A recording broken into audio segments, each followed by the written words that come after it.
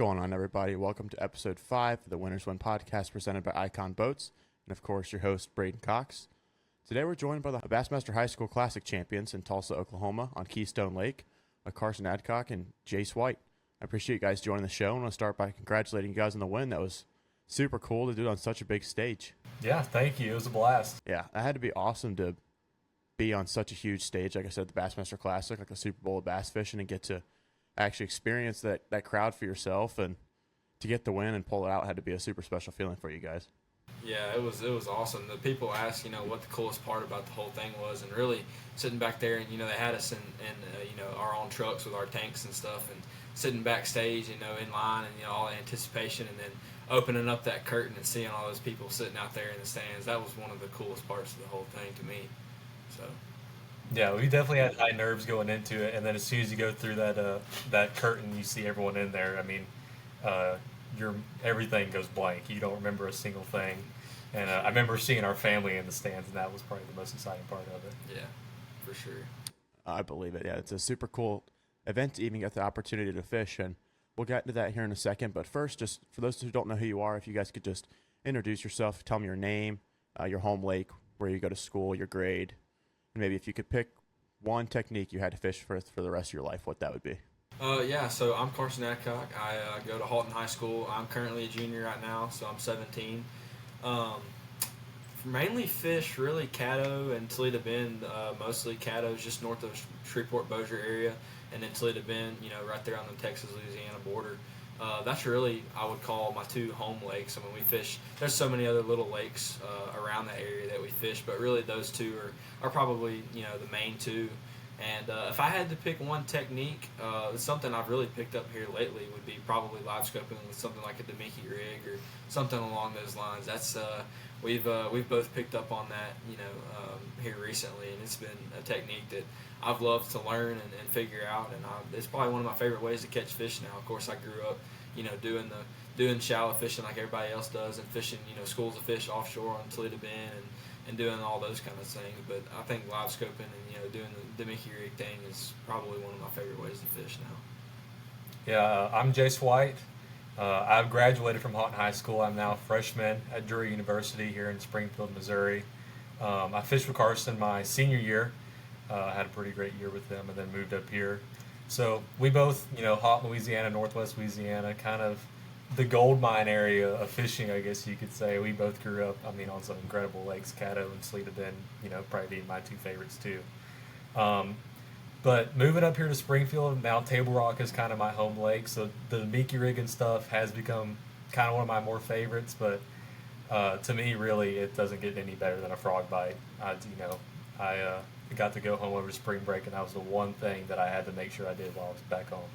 I don't blame you. Watching them blow up on that frog is something crazy, but like you guys said, picking up on the whole live scope thing and Demicky rig, that's something I've kind of embraced too here recently, and it really is a blast getting to do it and watch them, and I feel like you learn so much about the fish and the fishery just watching them on live scope, and it like speeds up that learning process so much faster, which is something really cool that we have the technology to do now. But yeah, it's awesome. We've actually picked up the that MBT marine screen, the 22-inch. We both have that screen, and it's taken live scope game, by storm. It's an awesome investment, if you're really buying into live scope and stuff. So I think that's a tool we both have that's both helped us a lot with live scoping and stuff. Yeah, for sure. Yeah, do you guys like that screen? I've seen the 16th. I've never seen the 22 in person, but obviously a lot of guys run them now. I love mine. I would never go back to a smaller screen after using that thing. Now I've gotten used to it. Everything, it's a bigger screen, so of course everything looks bigger on it. But the advantages that come with that, being able to put your range out farther, and being able to look at the same dot as a person with a 12-inch screen, it makes all the advantage in the world. And I've fished recently with people that have a 12-inch screen like I used to have, and it's no comparison. It's so hard looking at that little screen compared to using that thing. It's funny, but yeah, it's an awesome tool. I believe it. Do you guys both use actual live scope like LVS 34? Or do you run a different? Yeah, well, so we both run like the 34 setup, have one in forward and then one in perspective mode. Okay, that's awesome. Do you guys use perspective a lot or mostly just forward? We use both. There's situations where you don't need one and then you use one more than the other, but they both definitely have their uses. Yeah, I think during the springtime, perspective is definitely has a big advantage. I know it's people are starting to learn more and more about that perspective mode, but it's an awesome tool. I think especially in the springtime, use it more. It really just depends on the lake. You're fishing. We got Toledo Bend, that's deeper, and forward facing sonar is. You can utilize that a little bit more. Places like Caddo, I think the deepest part of that lake is like the average depth is probably like 8 foot or so, 10 foot or so maybe. So perspective mode, you can see a whole lot more doing that deal. So Yeah, that makes sense. That's something I haven't played around with a lot. I've mostly just stuck around and used forward mostly, but I'm sure perspective would definitely do me good up here in Ohio, where most of our lakes don't get any deeper than 10 foot and they're just straight mud. So I'm sure that would be something I should mess around with. But how'd you guys end up qualifying for this high school classic? Was that a tournament you guys won, or? Yeah, you can take it. yeah, so we qualified that, or actually found out that you had to qualify for the high school classic. You either had to finish first or second in all the Bassmaster Opens last year, and I think they take the national champions from the year before. And so we qualified. We won a Bassmaster Open on the Red River. It was in May. It was actually May 7th, 2023, is when that tournament was. So that was an awesome event. Fishing shallow. We were making a 3.5 hour run one way. We were fishing way south on the end of the river, and we were quite a ways away from our area, and we just decided to swing for the fences. We really didn't have anything to lose, and we knew there was some good stuff up there. We didn't actually practice at all for that tournament, but we were running 3.5 hours one way, like I said, locked 2 different times, and I think we had about an hour and a half, 2 hours to fish. Yeah, close to 2 hours. When we got to our spot, so we made a super long run, and it ended up paying off. So we had 14 pounds, almost 15 pounds, and on that river, that's obviously a really, really good day. So it was being able to catch those fish in that amount of time, and then being able to make it back that far of a run. Having 2 lock cycles. Anybody that fishes fisheries that have locks, you can have trouble getting back sometimes. So we were blessed to be able to make that happen for sure. It was an awesome event. Yeah, like Carsen said, we didn't even know that we had qualified for the Classic until a month before. We later learned that that's what it took to finish first or second. And at the time, whenever we were fishing that Red River tournament, we were swinging for the fences just to win it and see what would happen. And then later found out that that ended up qualifying us for this Classic, and the great story that came with the rest of it. But for the longest time, we had no idea that this was going to be even in the works for us. Yeah, we got an email like a month or 2 before, and it just had very limited details. It just told us, basic location, basic times. We didn't really know. They didn't say anything about rooms or anything like that. So we just kind of got some basic information. It was like, well, guess we're going to Oklahoma. So we just went up there and finally actually got some more information like right before the tournament, but it ended up working out good. Yeah, we basically read Bassmaster Classic and we get the fish, and we said we're in. Yeah. Right, yeah, I don't blame you for a second on that one. Back to the Red River tournament, you guys, what made you guys decide to run 3.5 hours one way without practice? Like you said, you fished from just 2 hours. Like, how'd you end up making that decision to run that far and just take your chances there versus staying close to the ramp and maximizing your fishing time, especially on, I've obviously never fished the Red River, but I've heard it's just extremely tough fishery. Yeah, it is very tough, and it's one of our home lakes. We both fished it our entire life, and we knew it was going to take around that 15-pound bag mark to win that tournament, and everything that we had close to the ramp, it was going to be a grind. We were going to have to deal with a lot of boat traffic in that area, and we had the college tournament that had just fished the 2 days in their entire practice prior to that, and we knew all those fish down there were going to be beat up. So, and we had pretty much decided we were going to win this thing or finish dead last no matter what. So we put everything on the line, decided to make that large run, and just fish history. We went all into an area that we have caught them in the past, and we knew, time of year, the season, everything lined up for those fish to be there. And sure enough, we showed up there and, had an hour and a half to 2 hours of fishing. And in that time, we caught 15, 20 fish and, several 2.5+ pound fish that we were culling that, a lot of people in that tournament would have loved to have.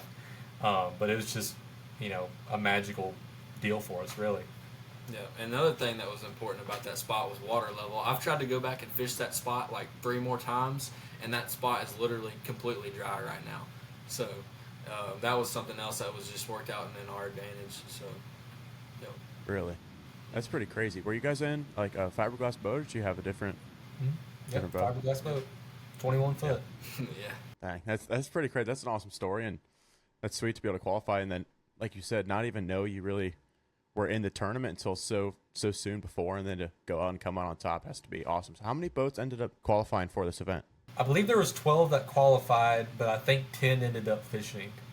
So Okay, yeah, I knew it wasn't a ton, but especially like you said, with how difficult it is to qualify, either winning or second or national champions, that would make sense. Yeah. One thing you guys mentioned earlier is that Carsen, you're still in high school, and Jase, you're at Drury now. So you guys fished, like you said, you guys were high school partners. Is that how you guys ended up qualifying for this? And then now you're in college. How often did you guys fish together, and when did you start fishing together? We really started fishing together, so it would be, it was my sophomore year and his senior year.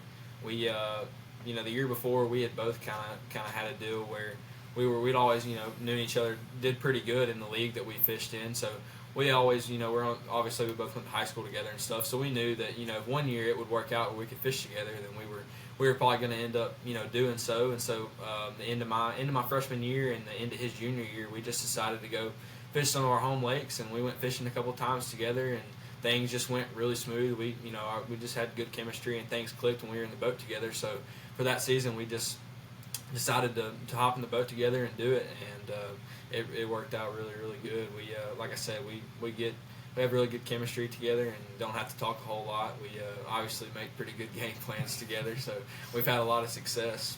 But yeah, we just mostly started fishing out, around the house and fished our local leagues and stuff, and did really good, and then decided to fish that open together. So yeah, so there's no real long story to it. We only fished one, full competitive season with each other, but I mean, we definitely made the most of that 1 year. Yeah, it sounds like it. How did the rest of that season go outside? Now, you obviously won that one tournament, which is that's a huge tournament, obviously, to giving you guys this awesome opportunity. But how did the rest of the season go for you guys? it went pretty good. I think we ended up like 7th in AOI for our league, so not the greatest season, but we had a pretty good finish there, considering the weather around our house gets pretty bad around our area. So a lot of our tournaments, and that's something I've had to deal with this year, it gets pretty bad. So and I think obviously we won that open. I think that was the only tournament that we won during our regular season. But we had a lot of other really, really solid finishes together. Had some good tournaments and stuff. So we definitely had a lot of fun together. Yeah, the most memorable one for me is we got the end of the year at the MLF Nationals up in La Crosse, Wisconsin. Oh yeah, I didn't think about that. Yeah, like 300, 400 boat tournament, and we ended up finishing third in Nationals and then fourth in the World's Division at that tournament. That was probably one of the most fun weeks of fishing I've ever had in my life. Yeah, catching largemouth and smallmouth up there in Wisconsin. Fishing the way we love to fish. Fishing shallow and fishing rock jetties and stuff. And like I said, catching 4-pound smallmouth, each day, and having mixed bags and stuff. And that was we're from Louisiana, so we don't really get to catch smallmouth all that much. So to go up there and to do that, it was really, really special. And like I said, getting to fish the way that we love to. So it was we had an awesome time up there. I didn't even think to mention that. I completely forgot about it, But yeah, that was an awesome week in itself. Like he said, that was probably the most fun week of fishing. Just the amount of fish we caught every day, and we weighed in every day. We had, we were really consistent. We had 10 pounds a day. I think the last day we had 9:15, but we were pretty consistent. And the first day, the stuff we had found, we knew it wasn't going to take us very long to catch a limit and hopefully have a good bag. I think in the first day, in the first 30 minutes, we had 10.5 pounds. All right, we're done. We're gonna conserve some fish. And I wish, looking back on that, we kind of wish that we wouldn't have done that, because old CJPJ, I'm sure you know who he is, happened to crack a 12-pound bag on the first day with 3 fish in Wisconsin. So that was a pretty good day for him. But it all worked out in our favor. I actually have a curse of finishing 3rd place, so it was really fitting to finish 3rd in a tournament like that. It's usually every tournament I fish at home, I'll end up getting 3rd place. So that's something we always joke about too. But that was an awesome week. Yeah, that's funny. Yeah, I talked to Carter. I actually did an episode with him a couple weeks ago, and he's a good kid, and he's one of those kids that does really well in high school. So one of those you kind of expect him to do well and up a little closer to home than for you guys down in Louisiana. But La Crosse is definitely one of those places on my bucket list I haven't been to that it just looks like so much fun. Oh yeah, you'll love it. Oh yeah, for sure. Yeah, I'll have to get up there. Kind of talk to me, guys.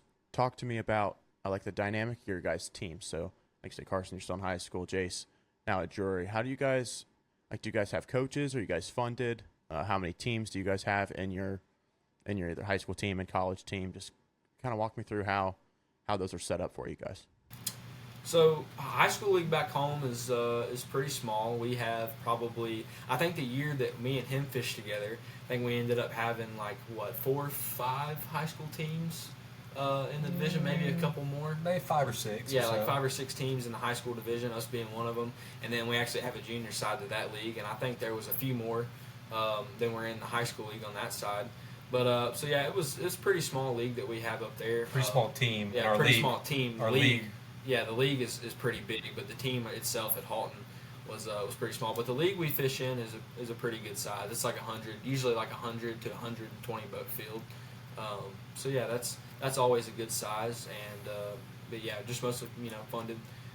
By the way, we do a lot of our own fundraising and stuff. We actually both have a couple of sponsors that help us out. Brad's Custom Rods, Leak Tungsten, some local companies there that help out a lot, and a lot of places back home that help fund our league and help fund us. So it's a good little league we got back home for sure.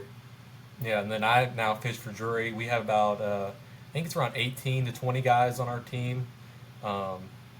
Pretty well funded. We have a lot of big team sponsors. Berkeley Abu Garcia, General Tire, Bahio Sunglasses that support a lot of what we do, and then we also do a lot of smaller fundraisers on the side. But overall, I got to come to college to fish. Basically, I got a lot of stuff paid for that, and super blessed for the opportunity I've been given for that. But overall, I've loved. I'm coming to the end of my freshman year up here, and it's flown by. But I've loved my experience with the team. Gotten to get close with a lot of the guys over this past year that I've just met right after moving up here in August. But definitely pretty cool experience. Yeah, it's super cool. A lot of those college tournaments end up being a blast, and I haven't gotten the chance to come fish like those more western lakes like Table Rock and stuff over by you guys, but those always seem to show out, and you guys seem to have a pretty good team and program over that. So that's cool. You get to be a part of that now coming out of high school and kind of continue in your college career. Kind of jumping into the main event of the night, right? Your big win. I'm assuming, like you guys said, not even knowing you were fishing the tournament until a month before, I kind of think I know the answer to this question, but have you guys ever been to Keystone before this? Had you heard of Keystone before this? Nope. Not at all. Yeah, it's definitely not one of those big tournament lakes. I had to look up where you guys even fished to know what we were talking about tonight, honestly, before talking. So that's, like you said, it's not one of those big tournament lakes. So without being there, like, what was the practice setup for this event? Like, how did they have it structured? Did you guys get as long of a practice as you wanted, or like what did the practice period look like? Yeah. Practice period was I believe it was the Thursday and Friday before the tournament. There was like a month probably off limits period, like a month before so the basically tournament. the time that we got the email until practice started on that Thursday, you were not allowed on the waters, which I don't think anybody in our tournament was local to the that area to have really had easy access to go out there and do it. But even if someone wanted to travel over there to go fish it, it was off limits at that time that we got the email, pretty much. Yeah, so we got those 2 days to pre-fish. Actually, we got one full day on Thursday, and then Friday we had we had a meeting that morning, and then you were free to go fish the rest of the evening. So really like a day and a half is what we had for practice. That's a pretty short practice for such a big tournament. I mean, like, not big numbers wise, like you said, nothing compared to the normal Bass Opens, like that one on Red River you guys won or anything of that sort, but just the weight that's held behind it, and like you said, getting to fish on such a huge stage, it's not very long. Did that put a lot of pressure on you guys for not going from not even hearing of a lake, and I'm assuming there's not a ton of information and research to be done on Keystone? I'm sure there's some, but was there much information that you guys could like pre-practice before you even got to the lake? I mean, we definitely, spent a lot of time looking at like Google Maps, Navionics, YouTube, just trying to find everything we could possibly find about the lake. And there wasn't a whole lot, but, based off what we could find, we had a little bit of an idea of what we were going to be going, into.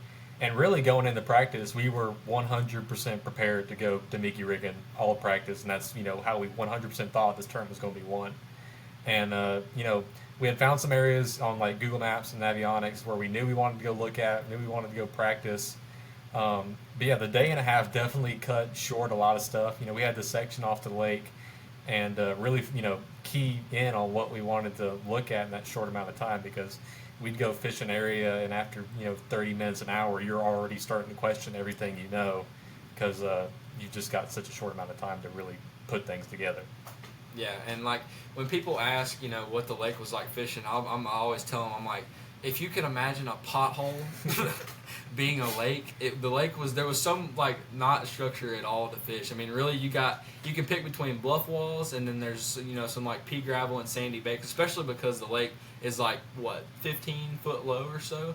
Mm-hmm. So any cover or any kind of bushes or anything, which from the studying that I had done prior, I had seen that people had done really good like flipping bushes and stuff. And there was a lot of wood cover in the lake, and that ended up not being the case at all when we got there. Like I said, the lake was low, and like I said, not much cover really to fish. Just bluff walls and gravel banks and stuff. You know, there's different size rock, obviously, and that's something we ended up keying in on.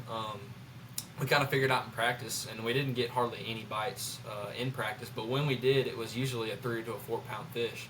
So, you know, going in the tournament, we knew we were on some decent stuff, but we kind of figured out that you know, any banks and any bluff walls that had, you know, that bigger chunk rock on them, that had channel swings coming close into them, that was something that we knew we could get bit off of. But, you know, going in the tournament, it wasn't just like we were expecting to go up there and catch 19 pounds. I mean, we knew we had a decent shot of, you know, maybe putting 5 good ones in the boat. But other than that, you know, we weren't on just a whole bunch of stuff. And, you know, that was kind of what we were hearing too. Not many people were catching them too good, but you know, when people got a bite, it was usually a good fish. And the other thing, like what Jase mentioned, like, you know, watching YouTube videos, we knew it was going to be pretty tough when we figured out that lake holds the world record paddlefish, and that's what, like, the lake's known for. So we weren't really sure what we were going to get into.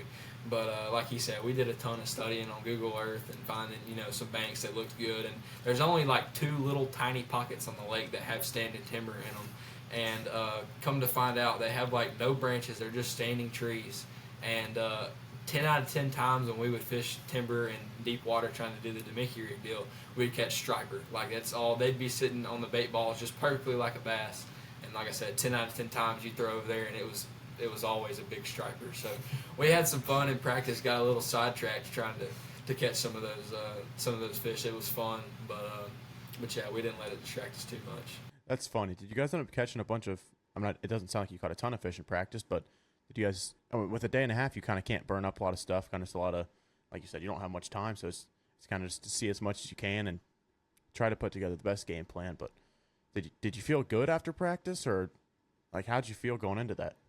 I mean, we felt okay. We knew that we could go get a couple bites, and then if we just got lucky with some of those, you know, 3-4+ pound fish, then we could definitely have a shot at this thing. But, you know, I think based off our practice, we felt like 15 or so pounds was, you know, what we felt confident we could catch, and any more than that would be a bonus, basically. Yeah, like we said, you know, we kind of figured out in practice that there was more. You were more likely to get a bite, you know, on those banks that had a channel swing coming into it. And actually, on live scope, we noticed some of those bluff walls that we had caught some fish off of. There was a little shelf that would come off to like 3 or 4 foot of water, and it would drop off down into the creek channel. And we know those banks, you know, are obviously a little bit higher percentage places. And, you know, based off our practice, we didn't get very many bites doing it, but, you know, it was usually a good fish. So going into the tournament, we knew that if we put ourselves in those areas with those channel swings and those banks that had that little shelf on them, with that bigger rock in places, or any kind of transitions from bigger to smaller rock, they usually, you know, typically held a fish. And so we knew going in the tournament that we had a little something going, but we knew, you know, like he said, 15 pounds was going to be a pretty good bag, especially with the weather conditions we had. It was like probably 20 to 30 mile an hour winds. It was like pretty cold close. Front blew in that morning. Cold front. It was probably in the 40s with the wind chill. So it was pretty nasty conditions, for sure. So we were expecting, you know, to have a decent tournament, but we knew what areas we needed to be in of the lake, and we were just gonna go fishing, have fun, whatever happens. So. Right. Yeah, that makes sense. That's a cool way to think about it. And like you said, that I didn't realize you guys had bad conditions for the tournament, but kind of just adds a little bit more to the story.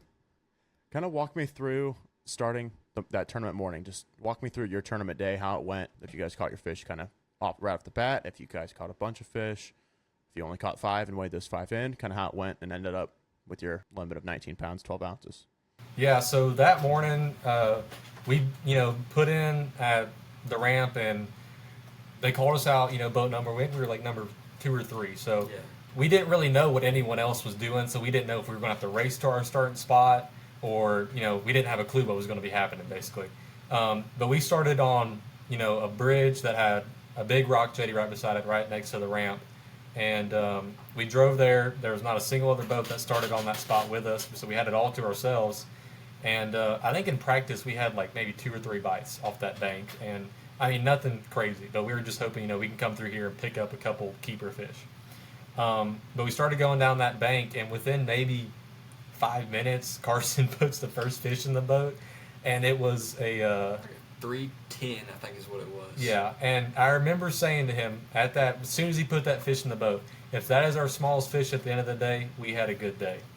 And from there we fished down the rest of that bank and didn't catch another fish, and we were pretty disappointed about that. Really, we thought we could at least catch 1 or 2 more keepers, and it just didn't happen. We never got the bites, and then from there we just kept hip hopping around from rock bank to rock bank that had deep water near it, and picked up 1 or 2 here and there. And I think the next spot we stopped at, caught another 3-pounder and lost one. And then after that, we pulled up to our 3rd rock bank that we caught a couple of fish off of, and that's kind of whenever the magic started to happen. Yeah. So that bank that he's talking about, that was pretty much our 3rd spot. I think when we got there, we had maybe 3 in the box when we got there. I think it was 2. 2? Okay, yeah. So we had only 2 fish. They were both good quality fish. I think the second one he caught was like a 380. So we had those 2, quality fish in the boat.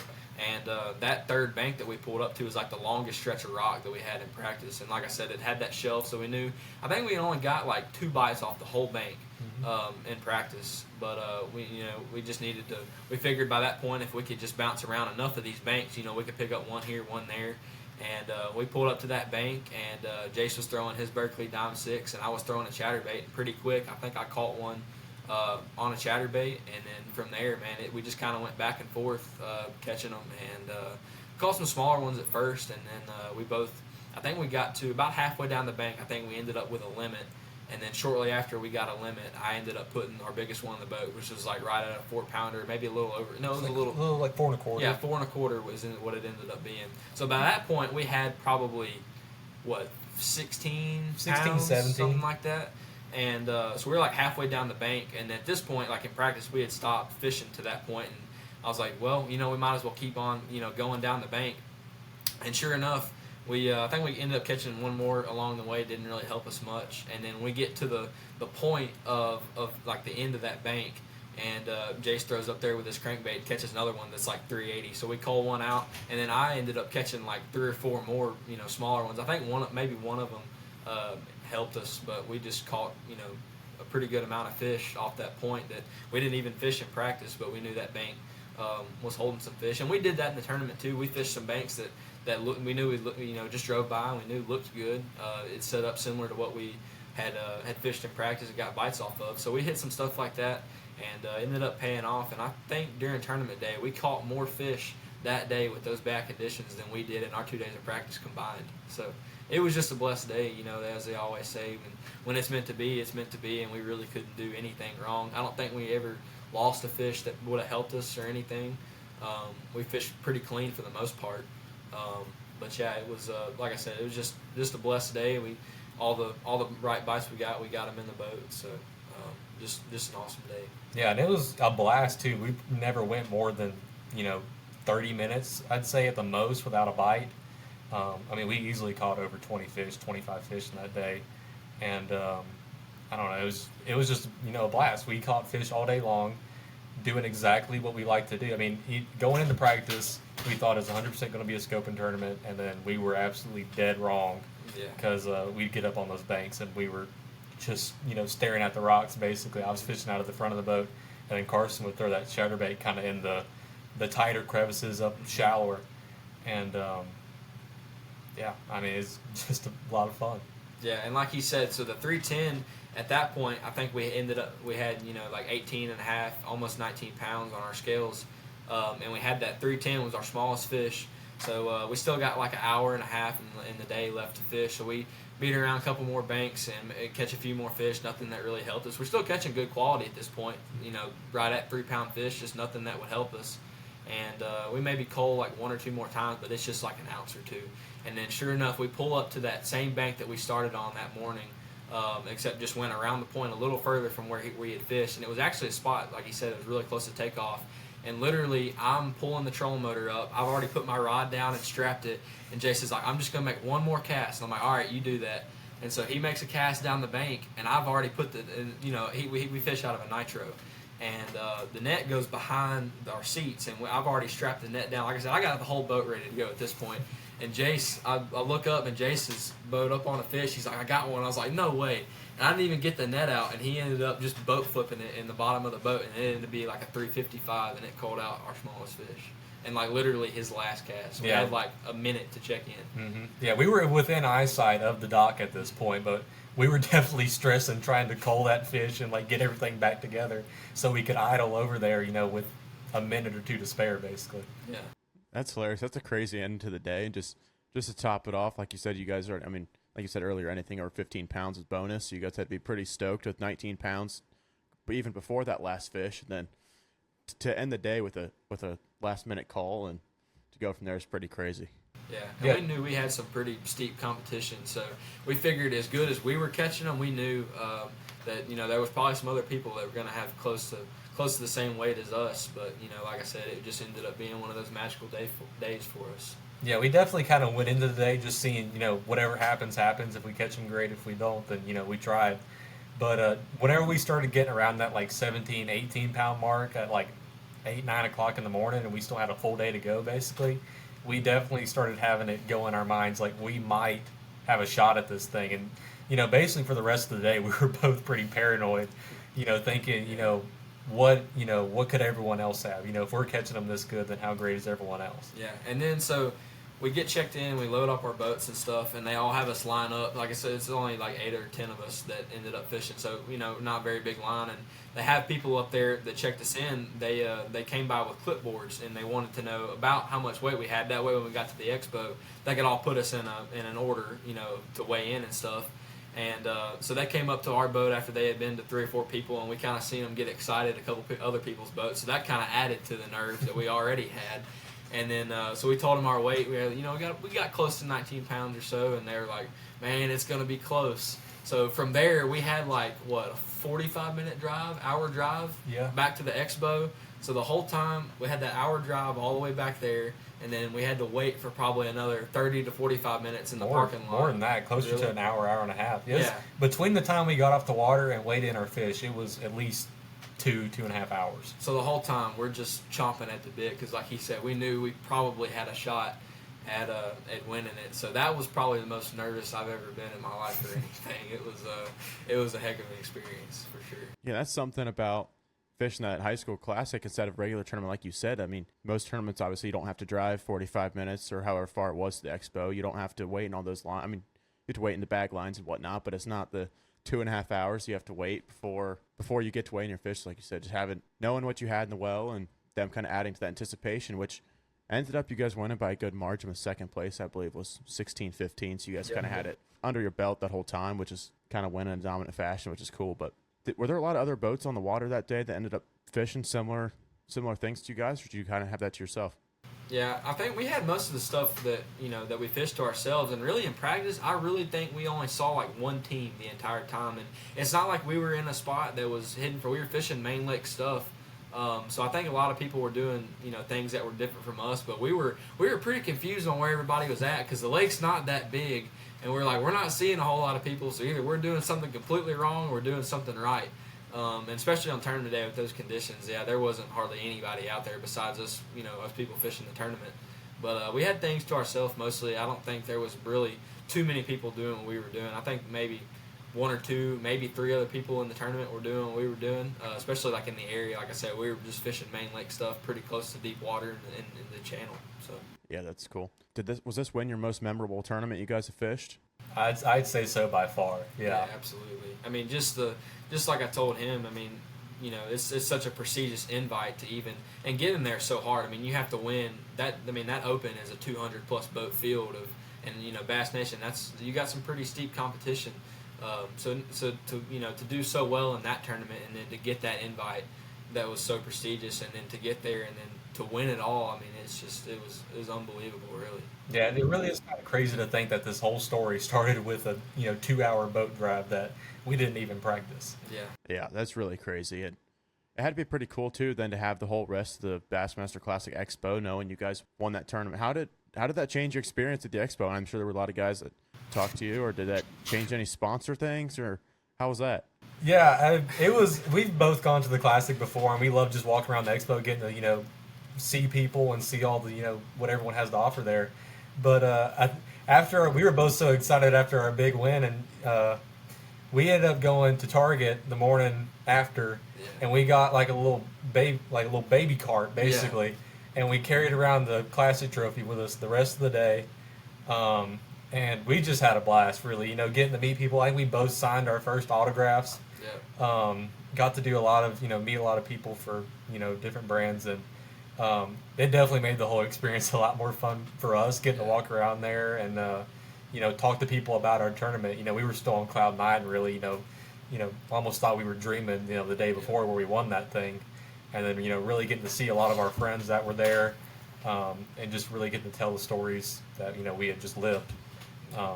It was a lot of fun. Yeah, like he said, just having those little kids that that walk up to you and ask for autographs. I mean, it wasn't that long ago that we were that age, and having those little kids walk up for an autograph, it's just like, man, it didn't really even seem real.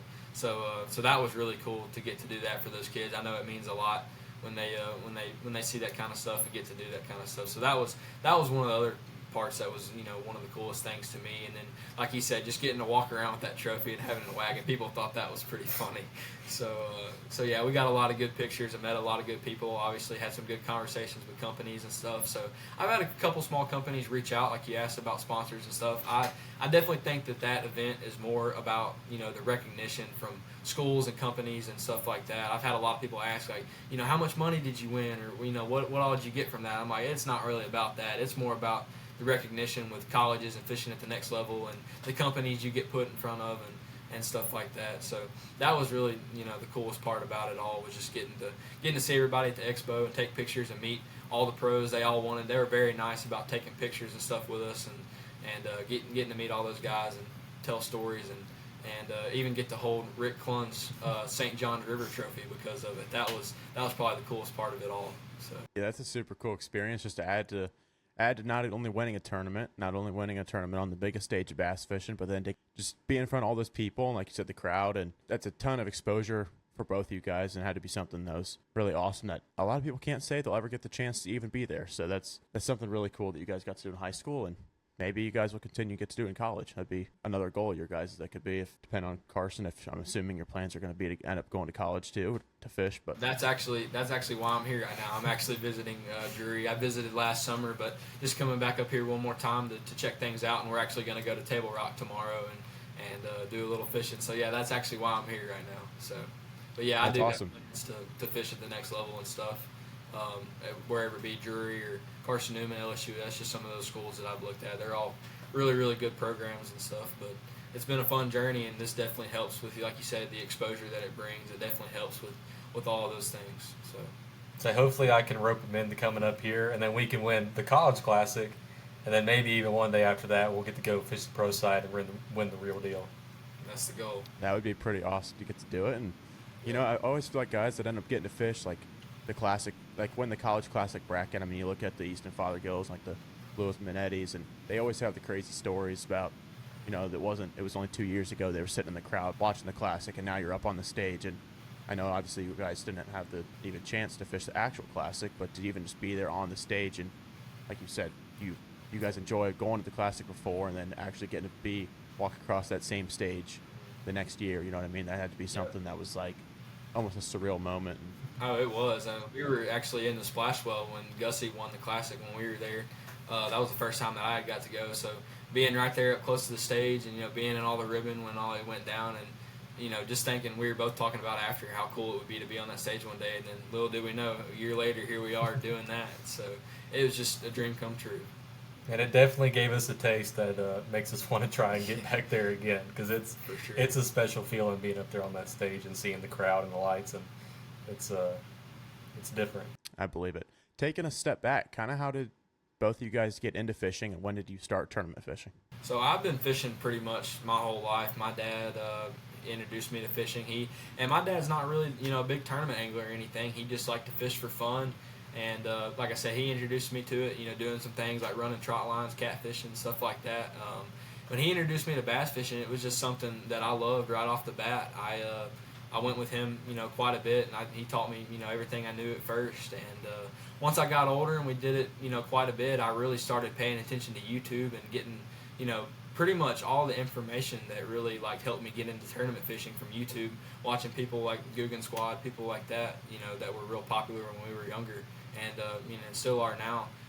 That's what helped me really, learn a bunch of information, and then taking all that information that I was, seeing and watching, and then going out and applying it, using it on the water. And really, when COVID hit, that was the biggest thing for me, is when that was right when the time when I was able to go out with my parents and really, take all that stuff that I had learned and put it into action, and getting to spend, a lot of time on the water because of COVID, not really doing much. I wasn't in school or anything like that, so me and my mom would go out just about every day to Caddo Lake, and I would, try all these different things, and that's how I picked up, and learned most of the stuff I know now, just, fishing my whole life. And I started fishing tournaments in about the 5th or 6th grade, fishing the junior league for Halton, and then just worked my way up and had a ton of fun. I started fishing out of a 1998 bay boat with a 115 on the back of it. So we went from that, and then my freshman year of high school, we ended up getting the boat we have now, which is a Skeeter. So just learning about electronics from YouTube and stuff. It's just all taken off so much. But I've had a passion for it ever since I was big enough to do it. So it's been so fun to do, and I really can't live without it.